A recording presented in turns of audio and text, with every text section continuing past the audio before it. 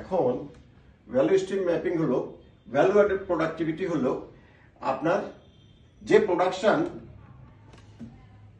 ধরেন আপনাদের আমরা বলছি আপনার ইনপুট কিনতে লাগলো 50 টাকা, সে 50 টাকা, এখন সেটা কিনে আপনি বিক্রি করলেন 70 টাকা।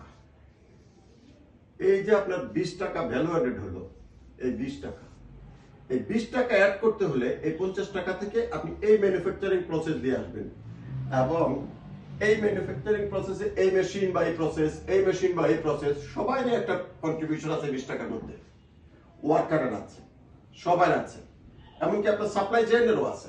সাপ্লাই চেইন ডিলে হলে আপনার ভ্যালুটা এখানে খরচটা বেড়ে যাবে, খরচটা বেড়ে গেলে এখানে 20 টাকার জায়গায় 18 টাকা, বা একটা ওয়ার্কার যদি উইক হয় তাহলে এখানে আপনার প্রোডাকশন কমে যাবে, স্লো হয়ে যাবে, 4 ঘন্টার প্রোডাকশন 6 ঘন্টায় করবেন, তখন এখানে দেখা গেল আপনার দেখা যাচ্ছে 20 টাকা হচ্ছে, কিন্তু আপনার সময় নষ্ট হচ্ছে, যে সময়ের মূল্য ধরেন আরো 2 টাকা, সেই 2 টাকা আপনার এই যে ওয়ার্কার এফিসিয়েন্সির উপর নির্ভর করে, সেটাও ভ্যালু অ্যাড করছে।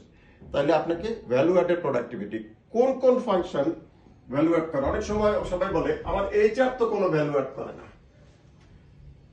আমার মেইনটেনেন্স তো কোনো ভ্যালু অ্যাড করে না। Is it true?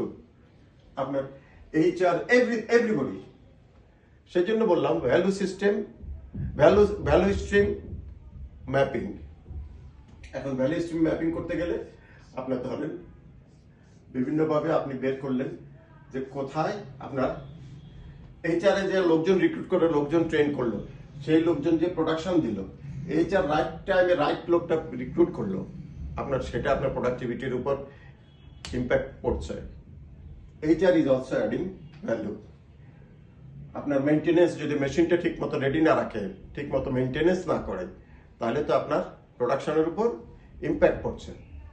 Maintenance adding values. আপনার সাপ্লাই চেইন যারা দেখে তারা ঠিক মতো মালটা প্রকিউর, র মেটেরিয়াল প্রকিউর করলো কিনা, ঠিক মতো গার্মেন্টসের ক্ষেত্রে বিদেশ থেকে এলসিটা খুললো কিনা, তাহলে আপনার তারাও ভ্যালু সিস্টেমে অ্যাড করছে।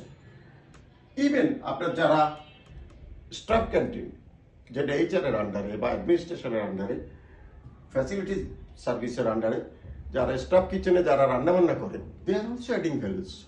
কিভাবে? তারা যদি ঠিকমতো রান্নাটা করে, রান্নাটা যদি টেস্টি হয়, তাহলে আপনার অপারেটরের মধ্যে মোটিভেশনটা আসবে। Operator he will feel good, তার শরীর সুস্থ থাকবে।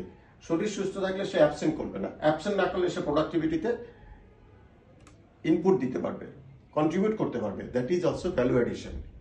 সুতরাং direct value addition, indirect value addition সবই আপনাকে কনসিডার করতে হবে ভ্যালু স্ট্রিম ম্যাপিং এ। এখন আমরা আপনাদের বোঝাবো how to do value stream mapping. Thank you.